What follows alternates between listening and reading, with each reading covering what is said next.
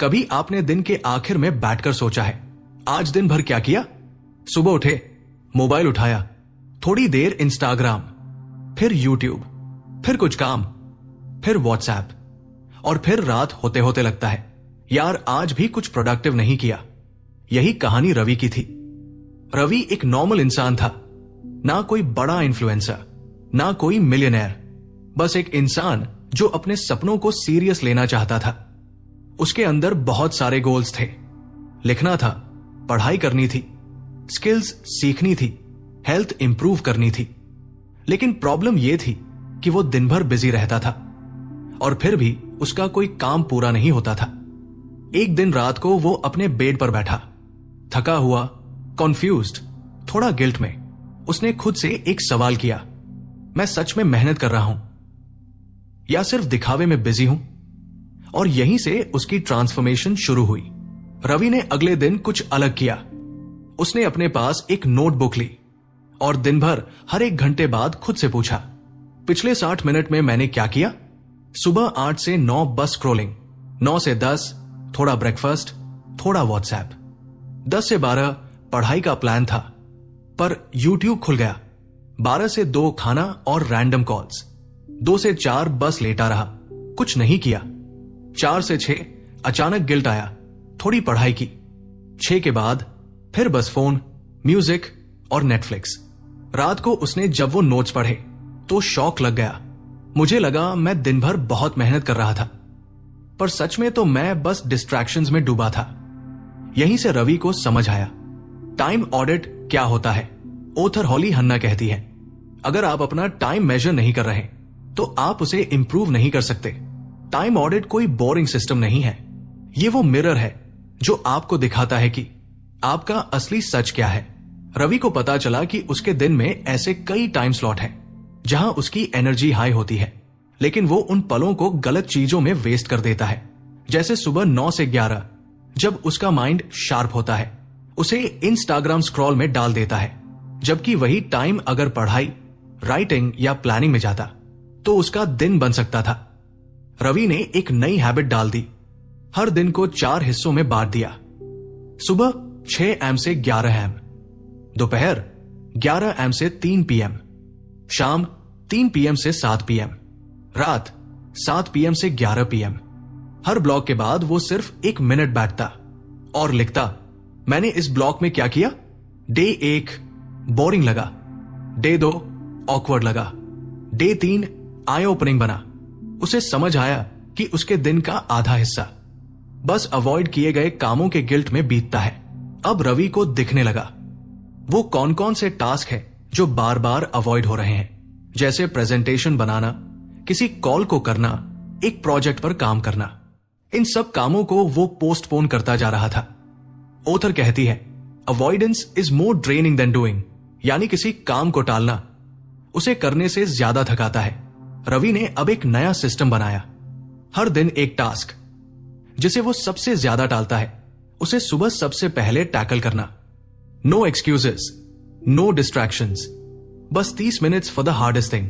धीरे धीरे रवि ने जो महसूस किया वो शायद आप भी रिलेट करोगे।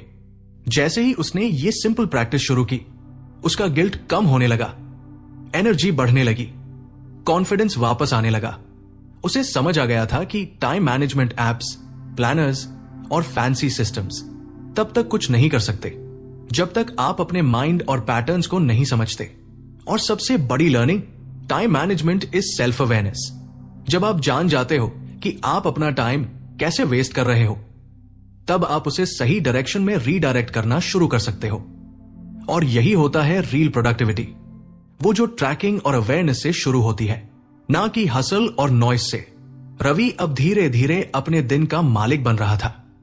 उसे अब लगता था कि वो कोई एवरेज इंसान नहीं, बल्कि एक क्रिएटर है जो अपने दिन को डिजाइन कर सकता है।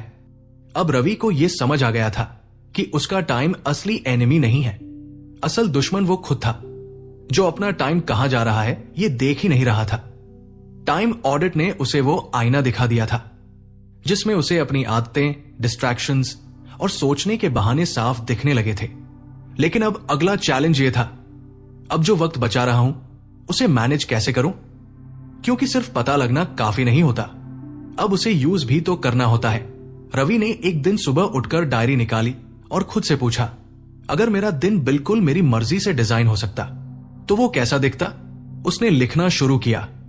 सुबह फ्रेश माइंड से लर्निंग, दोपहर में डीप वर्क, शाम को हल्का फिजिकल मूवमेंट, रात को वाइंड डाउन और रिफ्लेक्शन। उसे ये सब लिखते हुए अच्छा लग रहा था। पर जब अगले दिन उसने सैम शेड्यूल फॉलो करना चाहा तो 2 घंटे बाद ही सब बिखर गया। क्यों? क्योंकि वो सिर्फ आइडियल बना रहा था, लेकिन अपने रियल एनर्जी पैटर्न्स को नहीं देखा। ऑथर हॉली हन्ना यहां बहुत आसान शब्दों में एक गोल्डन लाइन कहती है, design your schedule around your energy, not just your time. यानी ऐसा मत सोचो कि मेरे पास 24 घंटे हैं, क्या क्या कर सकता हूं, बल्कि ये सोचो मैं किन घंटों में सबसे फोकस्ड, काम और एक्टिव महसूस करता हूं। रवि ने अब खुद पर गौर करना शुरू किया। सुबह 7-10 बजे तक उसका माइंड शार्प होता था, तो अब वो उस टाइम को पढ़ने, प्लानिंग और सोचने के लिए रखने लगा। दोपहर 1-3 बजे उसके अंदर थोड़ी स्लगिशनेस आती थी, तो उसने उन घंटों को लाइट टास्क जैसे ईमेल या एडमिन काम के लिए रख दिया। शाम को वो सबसे ज्यादा रेस्टलेस होता था, तो अब उसने 30 मिनट की वॉक, कुछ फिजिकल मूवमेंट और म्यूजिक के लिए टाइम निकालना शुरू किया। और रात को रवि ने एक सेक्रेट टाइम बना लिया, जिसमें बस वो खुद से बात करता, रिफ्लेक्शन करता और अगले दिन के लिए प्रायोरिटी सेट करता। अब रवि ने अपना स्केड्यूल क्लॉक की तरह टाइट नहीं रखा था। उसने बस 3 ब्लॉक्स बना लिए थे, फोकस ब्लॉक, डीप वर्क सुबह, flex block, light task plus buffer दोपहर, free block, recharge plus recovery शाम रात। इससे हुआ ये कि अगर कोई अर्जेंट काम बीच में आ जाए तो पैनिक नहीं होता था, क्योंकि स्केड्यूल में ब्रीदिंग स्पेस थी। ऑथर इसे कहती है, rigid schedules break easily, flexible systems adapt and last. यानी परफेक्ट रूटीन बनाओ मत, मैनेजेबल रूटीन बनाओ जो जिंदगी के साथ चल सके, ना कि उसके खिलाफ। रवि ने अब एक और मजेदार चीज की। उसने अपनी टॉप 3 प्रायोर्स लिखनी शुरू की हर दिन। अब चाहे दिन में कुछ भी हो जाए, वो बस 3 काम करने की कसम खाता था, चाहे वो छोटे हो या बड़े, लेकिन वो 3 काम कंप्लीट होने चाहिए, नो एक्सक्यूज। ये सिस्टम इतना सिंपल था कि धीरे धीरे रवि को खुद पर भरोसा आने लगा। पहले वो सोचता था, मैं डिसिप्लिन नहीं हूं। अब वो कहता था, मैं कम करता हूं लेकिन कंसिस्टेंटली करता हूं। एक और बड़ी बात जो रवि ने सीखी, नॉट एवरीथिंग इज इंपॉर्टेंट। हम सोचते हैं हर ईमेल का जवाब देना जरूरी है, हर कॉल उठाना जरूरी है, हर मैसेज पढ़ना जरूरी है, लेकिन ऑथर साफ कहती है, you don't have a time problem, you have a priority problem. Ravi ने अब डिसाइड किया कि वो दिन में सिर्फ 2 बार फोन चेक करेगा, एक बार दोपहर को, एक बार शाम को। उसने सारे नोटिफिकेशंस बंद कर दिए। कुछ लोगों को कह दिया, इमरजेंसी हो तो कॉल करना। अब उसका फोकस लेजर शार्प था, क्योंकि उसने माइंड को बताना शुरू किया कि यह समय मेरा है और मैं डिसाइड करूंगा इसका यूज कैसे होगा। अब रवि ने थीम डेज भी अपनाने शुरू किए। मंडे सिर्फ राइटिंग, ट्यूसडे सिर्फ admin, Wednesday content planning, Thursday outreach, Friday review rest. इससे क्या हुआ, हर दिन की आइडेंटिटी बन गई। अब उसे सोचना नहीं पड़ता कि आज क्या करूं। उसके माइंड को क्लैरिटी थी। ऑथर इसे कहती है, make your day predictable so your energy can be creative. यानी जब आपका स्केड्यूल स्टेबल होता है, तभी आपका माइंड नई चीजों पर फोकस कर पाता है। अब रवि एक ऐसा इंसान बन चुका था जो सिर्फ बिजी नहीं दिखता था, वो सच में काम कर रहा था, ग्रो कर रहा था। उसके दिन में अब स्ट्रक्चर था, पर स्ट्रेस नहीं। उसके स्केड्यूल में क्लैरिटी थी, पर केओस नहीं। और सबसे बड़ी बात, अब वो गिल्ट में जीना छोड़ चुका था। क्यों? क्योंकि उसे अब पता था, you don't need 10 hours a day, you just need 2-3 focused hours with full presence. Ravi अब एवरेज टाइम नहीं गिनता था, वो हाई इंपैक्ट आवर्स गिनता था। और जब आप ऐसा करने लगते हैं तो आपका टाइम आपका नौकर बनता है, आपका मालिक नहीं। रवि का स्केड्यूल अब सेट हो चुका था। उसने अपने दिन को ब्लॉक्स में डिवाइड कर लिया था, हर दिन की प्रायोरिटीज फिक्स कर ली थी और वो पहले से कहीं ज्यादा फोकस्ड और प्रोडक्टिव महसूस करने लगा था। लेकिन अब जो प्रॉब्लम सामने आई वो उससे भी ज्यादा खतरनाक थी। डिस्ट्रैक्शंस। वो काम करने बैठता और 10 मिनट बाद ही नोटिफिकेशन आ जाती, किसी दोस्त का मैसेज आ जाता या उसे अचानक याद आ जाता कि उसे कोई अनरिलेटेड चीज चेक करनी है। एक दिन वो बैठा था सिर्फ 20 मिनट का काम करने, लेकिन जब फिनिश किया तो 2 घंटे निकल चुके थे और टास्क अभी भी अधूरा था, क्योंकि बीच बीच में 15 बार उसने फोन चेक किया था, 3 बार ईमेल देखा और बाकी टाइम सोचता रहा बस थोड़ा सा आराम कर लूं फिर शुरू करूंगा। ऑथर हॉली हन्ना यहां एक ब्रूटल ट्रूथ बताती है। Most people are not overworked, they are just over distracted. यानी आप थके हुए नहीं हो, आप बंटे हुए हो। डिस्ट्रैक्शन आज कोई बड़ी चीज नहीं है, बस एक स्वाइप है, एक क्लिक है, एक नोटिफिकेशन है और आप अपने फ्लो से बाहर। अब रवि ने ठान लिया कि उसे खुद से एक अनकंफर्टेबल सवाल पूछना होगा, क्या मैं सच में बिजी हूं या मैं बस काम से भागने का तरीका ढूंढ रहा हूं? रवि ने अब एक नया सिस्टम अपनाया, डिस्ट्रैक्शन ऑडिट। हर बार जब वो किसी डीप टास्क के दौरान भटकता, वो एक नोटबुक में लिखता, सुबह के 11:10 व्हाट्सएप खोला 8 मिनट, दोपहर के 12:05 यूट्यूब खोल लिया, दोपहर के 1:09 अचानक फ्रिज खोलकर कुछ खाने लग गया। रात को जब उसने वो नोटबुक पढ़ी तो उसके 3 घंटे के डीप वर्क में 12 बार ब्रेक हुआ था और टोटल सिर्फ 1 घंटा काम हुआ था। ऑथर कहती है, awareness kills the power of distraction. जब आप खुद को ऑब्जर्व करना शुरू करते हो तो माइंड को समझ आने लगता है कि वो कब कब क्यों क्यों भटकता है। रवि को अब पैटर्न्स दिखने लगे थे। वो बोरिंग कामों से जल्दी डिस्ट्रैक्ट होता, जब टास्क अनक्लियर होता तब फोन उठाता, जब उसे किसी चीज में डाउट होता तभी यूट्यूब पर सॉल्यूशन ढूंढने के बहाने चला जाता। अब रवि ने डिस्ट्रैक्शन से लड़ने के लिए एक 3 स्टेप फॉर्मूला अपनाया। 1, एलिमिनेट द ट्रिगर। वो सारे नोटिफिकेशंस ऑफ कर दिए और फोन को वर्क बॉक्स से बाहर रखने लगा। उसने सिर्फ 2 एप्स रखे, नोट्स और टाइमर, बाकी सब हटा दिए या हाइड कर दिए। 2, fix time Windows for distraction. अब वो दिन में सिर्फ 2 बार ही अपने फोन को चेक करता, एक बार दोपहर में, एक बार शाम को। उसने खुद को कहा, अगर कुछ बहुत जरूरी हुआ तो कॉल आ जाएगा, बाकी सब वेट कर सकता है। 3, replace, don't just remove. Distractions को हटाने से खालीपन आता है, इसलिए रवि ने उनको हेल्दी हैबिट से रिप्लेस किया। जैसे इंस्टाग्राम खोलने की अर्ज आई तो डीप ब्रेथ लेकर 10 सेकंड आइज बंद करना, खाने की क्रेविंग आई तो एक ग्लास पानी पीना, बॉर्डम लगा तो 5 मिनट वॉक कर लेना या एक पैराग्राफ पढ़ना। ऑथर बताती है, your mind doesn't like blank space, give it something better to do. अब रवि डिस्ट्रैक्शन से भाग नहीं रहा था, वो उन्हें ऑब्जर्व कर रहा था और धीरे धीरे उन्हें रिवायर कर रहा था। लेकिन एक और ऑब्स्टिकल था, इमोशनल ट्रिगर्स। कई बार वो प्लान करके बैठता लेकिन मूड नहीं होता, उदासी होती, कोई बात हर्ट कर जाती या बस थकान सी लगती। रवि अब समझ चुका था कि टाइम मैनेज करना केवल लॉजिक की बात नहीं है, इमोशन की भी बात है। ऑथर इसे कहती है, time management is also emotional regulation. यानी जब आप इमोशनली अनस्टेबल होते हो तो आपका फोकस, डिसिप्लिन और क्लैरिटी सब गिर जाते हैं। अब रवि ने एक छोटा सा रिचुअल अपनाया। हर काम शुरू करने से पहले सिर्फ 60 सेकंड खुद से पूछता, मेरा मूड कैसा है, मैं अभी कैसा महसूस कर रहा हूं, क्या मैं इस फीलिंग को कैरी करके काम करना चाहता हूं।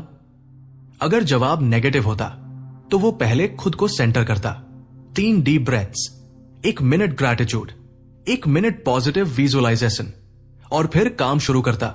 इससे वो काम को अपने इमोशन का गुलाम नहीं बनने देता, बल्कि काम को एक हीलिंग प्रोसेस बना देता। अब रवि डिस्ट्रैक्शन से डरता नहीं था, क्योंकि उसने उन्हें आइडेंटिफाई कर लिया था और उन्हें हैंडल करने का सिस्टम बना लिया था। उसने सीखा, you can't eliminate every distraction but you can strengthen your focus. अब रवि वही काम 1 घंटे में करता था जो पहले 4 घंटे में भी पूरा नहीं होता था। क्यों? क्योंकि उसका माइंड अब क्लियर था, डिस्ट्रैक्शंस कंट्रोल में थे और सबसे जरूरी, उसका इमोशन अलाइन था। रवि अब डिस्ट्रैक्शन को काफी हद तक कंट्रोल करना सीख चुका था। उसका माइंड पहले से ज्यादा काम था, फोकस डीप होता जा रहा था। लेकिन जैसे जैसे वो अपने कामों में ग्रो करने लगा, वैसे वैसे उसके आसपास के लोग उसे ज्यादा डिस्टर्ब करने लगे। कभी दोस्त बोलते, यार आज मिल ले बस 10 मिनट। कभी घर वाले कहते, बस ये एक काम कर दे। कभी कोई कोलीग कॉल कर देता, भाई थोड़ा हेल्प कर दे। और रवि, जिसे अब आदत हो चुकी थी क्लैरिटी और स्केड्यूल की, वो फिर से किसी और की अर्जेंसी में फंसने लगा। रात को वो फिर से थका हुआ होता और खुद से पूछता, मैंने आज खुद के लिए क्या किया? और जवाब आता, कुछ नहीं। ओथा हॉली हन्ना यहां पर एक ऐसा पॉइंट उठाती है जो हर इंसान को अंदर तक झकझोर देता है। If you don't protect your time, others will waste it for you. यानी अगर आपने अपने टाइम को सैक्रेड नहीं माना तो दुनिया उसे डिस्काउंट पर ले जाएगी। अब रवि को समझ आ गया कि हर हां जो वो दूसरों को बोलता है वो एक ना होता है खुद के गोल्स के लिए। अब रवि ने बाउंड्रीज बनाना शुरू किया। शुरुआत ऑकवर्ड थी, किसी को मना करना आसान नहीं होता। जब दोस्त ने कहा चल कॉफी पे चले, तो उसने कहा, भाई आज डीप वर्क ब्लॉक है, कल मिलते हैं। जब कोलीग ने मैसेज किया, 5 मिनट कॉल कर ले, उसने कहा, मेरे पास 6 बजे के बाद 15 मिनट फ्री है, तब करे। धीरे धीरे रवि ने लोगों को सिखाया कि उसका टाइम कीमती है और रिस्पेक्ट के लायक है। ओथर कहती है, you teach people how to treat your time by how you protect it. यानी अगर आप खुद अपने टाइम को सीरियस नहीं लोगे तो कोई और क्यों लेगा? अब रवि ने नो कहना सीख लिया था, लेकिन वो कोल्ड और रूड नहीं बना था। उसने एक ट्रिक अपनाई, रिस्पेक्टफुल नो। कुछ एग्जाम्पल्स, थैंक्स फॉर आस्किंग, लेकिन मैं अभी किसी और चीज पर फोकस कर रहा हूं। अभी नहीं कर पाऊंगा, लेकिन बाद में जरूर कंसिडर करूंगा। मुझे अच्छा लगेगा मदद करना, पर अभी मेरे पास बैंडविड्थ नहीं है। इससे सामने वाला हर्ट नहीं होता और रवि का टाइम भी बचता। अब रवि को समझ आने लगा था कि टाइम मैनेजमेंट सिर्फ टाइम का मामला नहीं, बल्कि आपकी प्रायोरिटीज का टेस्ट है।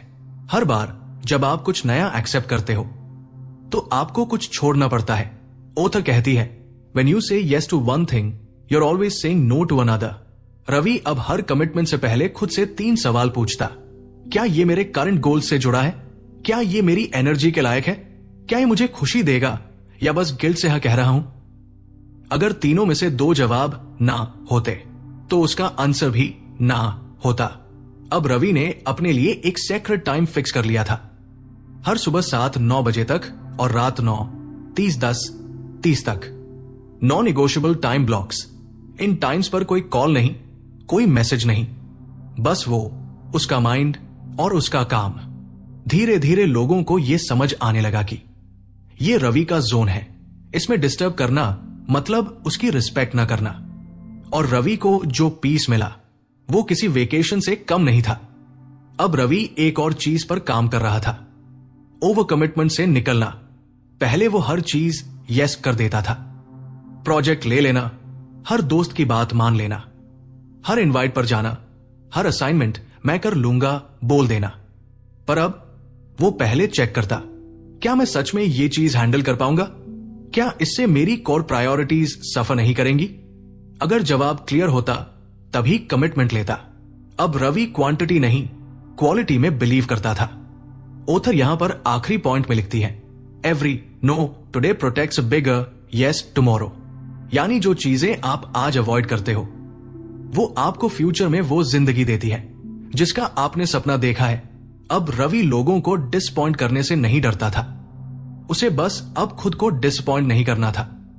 क्यों? क्योंकि उसे समझ आ गया था, time management begins with self respect. अब रवि का टाइम स्ट्रक्चर था, वो डिस्ट्रैक्शंस को कंट्रोल कर रहा था, लोगों को रिस्पेक्टफुली ना कहना सीख गया था और उसके दिन में क्लैरिटी और फोकस दोनों आने लगे थे। लेकिन अब एक बड़ा सवाल उसके सामने खड़ा था, क्या मैं इस सिस्टम को हमेशा फॉलो कर पाऊंगा? क्या ये एक फेज है या मैं वाकई बदल गया हूं? क्योंकि कई बार हम टेम्पररी इंस्पायर्ड होकर कुछ दिन डिसिप्लिन में रहते हैं, लेकिन कुछ हफ्तों बाद फिर से पुरानी आदतों में लौट जाते हैं। रवि नहीं चाहता था कि ऐसा हो। अब वो सिर्फ रिजल्ट्स नहीं चाहता था, वो आइडेंटिटी चेंज करना चाहता था।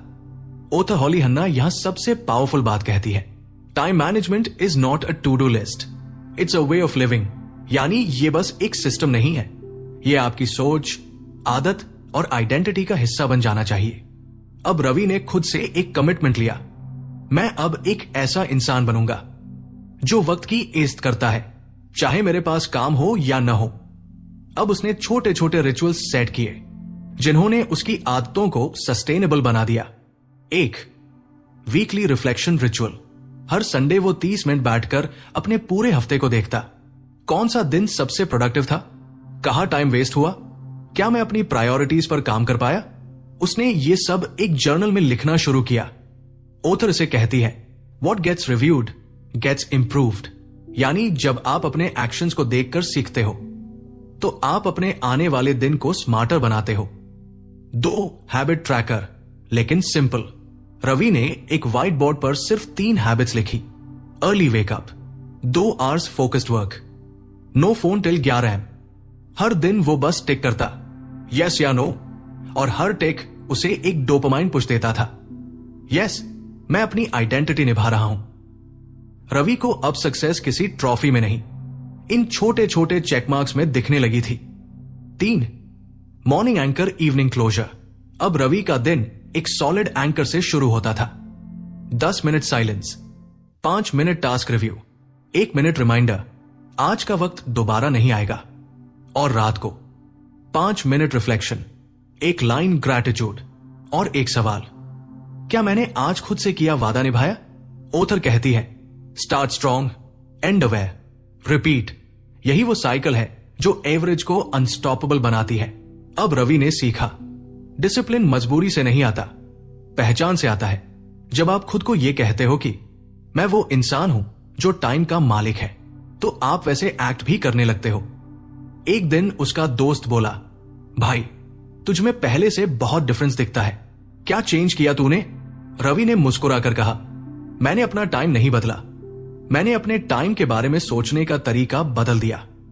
अब रवि को किसी प्लानर, किसी ऐप या किसी अलार्म की जरूरत नहीं थी। उसका दिमाग ही उसका कैलेंडर बन चुका था, उसका दिल ही उसकी प्रायोरिटी लिस्ट बन चुका था, और उसकी आंखें अब क्लियरली देख सकती थी कि कहां वक्त लगाना है और कहां नहीं।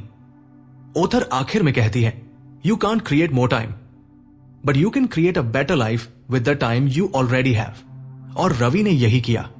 अब उसका हर दिन एक क्वाइट पावर के साथ शुरू होता था, जिसमें कोई हड़बड़ी नहीं, कोई गिल्ट नहीं, बस एक साफ फोकस की, मैं यहां एक मिशन पर हूं, अपने वक्त से वो बना रहा हूं जो मैं बनना चाहता हूं। अब आप भी रवि की तरह सोच सकते हैं, क्या मैं टाइम को किसी बोझ की तरह देखता हूं, या मैं उसे एक वेपन की तरह इस्तेमाल करता हूं। क्या मैं दिन के एंड पर खुद से खुश होता हूं, या बस एक और दिन बीत जाने का गिल्ट लेकर सोता हूं। क्योंकि ultimately time is not just ticking, it's testing who you are becoming with it. और अगर ये पूरी जर्नी आपको वैल्यू दे रही है, अगर रवि की कहानी में कहीं आपने खुद को देखा है, तो अब वक्त है अपने लिए भी वैसा ही एक्शन लेने का। अभी सब्सक्राइब कीजिए सुनो समझो सीखो, जहां हम आपको सिर्फ प्रोडक्टिविटी नहीं, जिंदगी समझने का तरीका सिखाते हैं। क्योंकि यहां हम बातें नहीं घुमाते, सोच बदलते हैं, आदतें बनाते हैं और एक्शन सिखाते हैं।